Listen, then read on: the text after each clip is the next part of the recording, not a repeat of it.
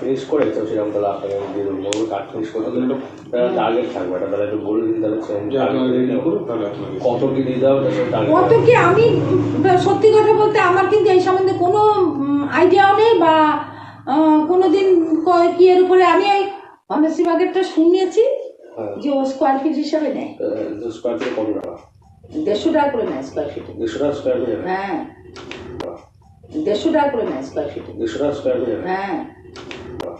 150 টাকা করে নেয় স্কোয়ার ফিটে 150 টাকা স্কোয়ার ফিটে হ্যাঁ ও 150 টাকা স্কোয়ার ফিটে আমরা যা স্কোয়ার ফিটে সেই 150 হ্যাঁ হ্যাঁ হ্যাঁ হ্যাঁ ওইটা বাঁচবে না আমি সেটাও বলছি না